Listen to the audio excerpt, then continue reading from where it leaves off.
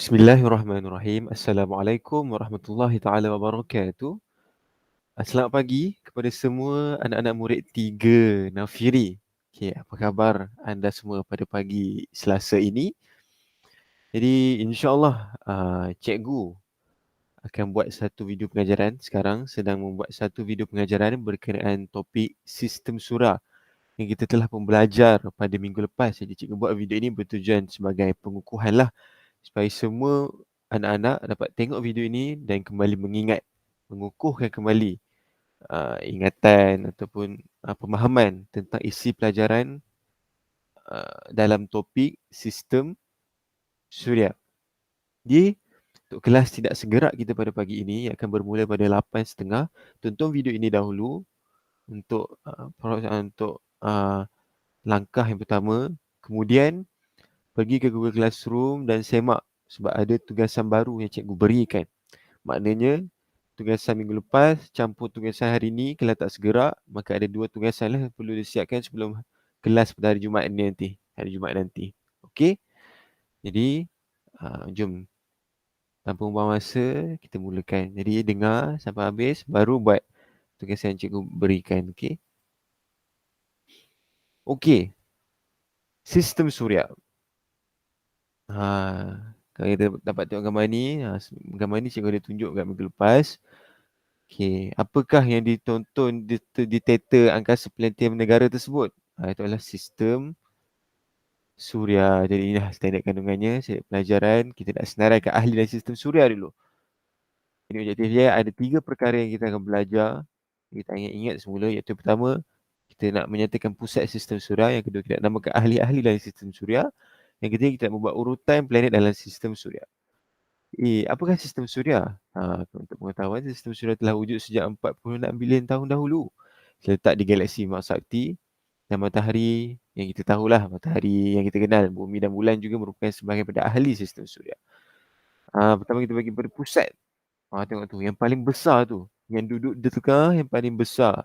Itu adalah pusat bagi sistem suria, iaitu matahari. Tengok tu, tengah-tengah paling bercahaya, paling terang.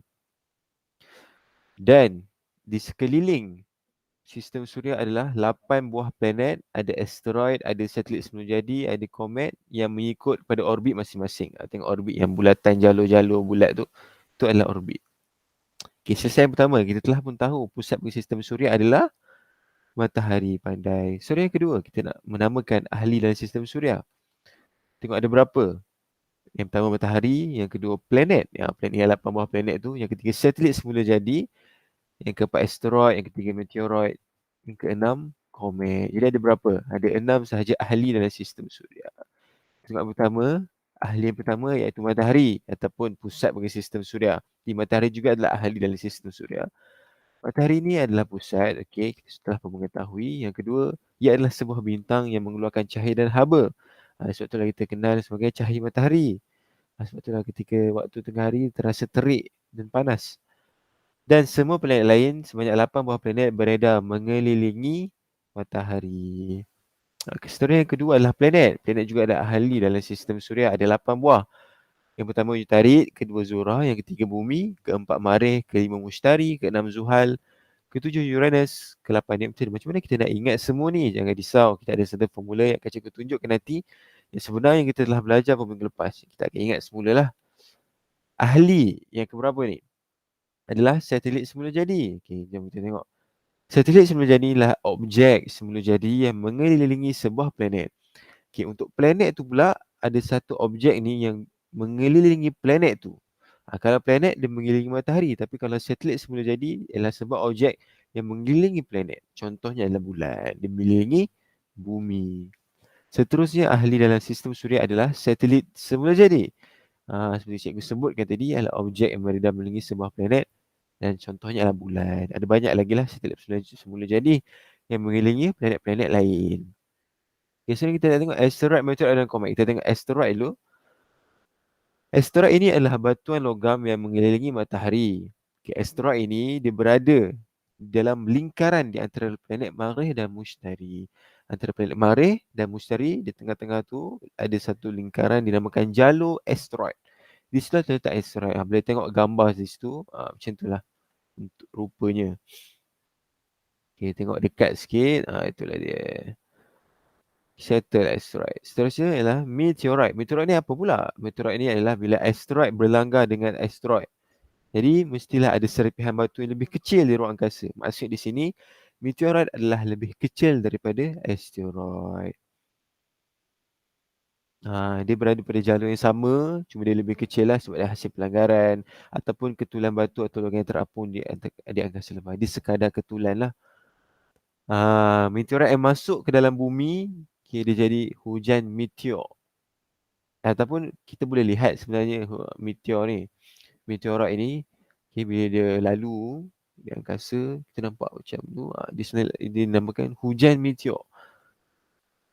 Yang terakhir adalah komet. Komet ni apa? Ia adalah gas-gas beku, batuan dan debu yang beredar mengelilingi matahari. Dia tak keluarkan cahaya, tetapi dia akan bersinar dan bentuk ekor yang panjang apabila semakin dekat dengan matahari. Mungkin sebab haba daripada matahari tu makin panas, jadi dia akan bersinar dan bentuk ekor yang panjang. Itulah kita namakan komet.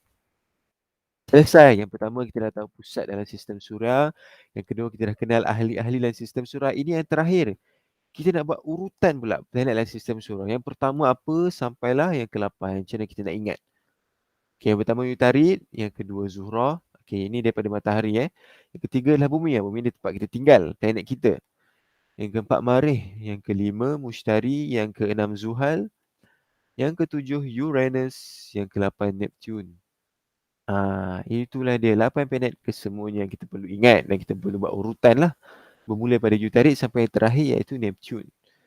Okey, sampai di sini ialah cara untuk mengingat susunan planet. Formulanya adalah Atromen ziarah bumi melawan makhluk zalim untuk nana. Akronimnya. Okey, huruf pertama bagi setiap planet itu macam U bagi Utarid, Z bagi Zuhrah, B bagi bumi. Kita buat satu akronim iaitu Atromen ziarah bumi melawan makhluk zalim untuk nana. Tengok untuk Atromen. Atromen dia nak ziarah bumi. Dan dia melawan makhluk zalim untuk Nana. Nana tu adalah nama bagi karakter tu lah. Didi and Friend Okey, selesai. Jadi jom kita buat rumusan. Yang pertama, apakah pusat bagi sistem suria? Pandai matahari. Yang kedua, apakah ahli-ahli dalam sistem suria? Yang pertama matahari, yang kedua 8 buah planet, yang ketiga asteroid, yang kelima meteoroid, yang keempat meteoroid, yang kelima satelit semula jadi, yang terakhir komet. Ada 6 kesemuanya. Sangat mudahlah untuk kita ingat. Dan yang terakhir kita telah belajar formula yang amat menarik tadi berkaitan Atromen kita tadi. Macam mana kita nak ingat urutan-urutan planet dari matahari. Okey, kita tengok tu Utarid, Zuhrah, Bumi, Marikh, Mushtari, Zuhal, Uranus, Neptune. Okey, kita ambil huruf paling awal, paling depan bagi setiap planet tu. Atromen ziarah bumi melawan makhluk zalim untuk dana. Macam mana cara untuk ingat? Nanti kalau dalam periksa, jawab periksa nanti, keluar soalan ni, suruh kita buat urutan balik, kita ingat. Atromen ziarah bumi melawan makhluk zalim untuk dana. Utarid, Zuhrah, Bumi, Marikh, Mushtari, Zuhal, Uranus, Neptune. Dah boleh jawab exam, dah jadi pandai. Ini adalah latihan cikgu yang kena buat minggu lepas. Jadi siapa yang belum buat, sila siapkan latihan ni dan tangkap gambar lepas tu hantar dalam classroom. Ini adalah tugasan minggu lepas. Tugasan untuk hari ni, kamu semua boleh semak dalam Google Classroom. Cikgu akan berikan. Jadi sekarang ni kita dah habis video ni. Okay, lepas ni terus check Google Classroom, buat tugasan dan hantar. Siapkan lebih awal supaya tak buat lambat lah, nanti sibuk dan kalut takut tak sempat dan sebagainya. Jadi sebab hari Jumaat ini adalah kelas terakhir kita bersama segerak. Jadi silalah buat. Okay, cikgu nak tengok semua dapat buat lah untuk kelas terakhir kita. Okay, sekian. Terima kasih semua.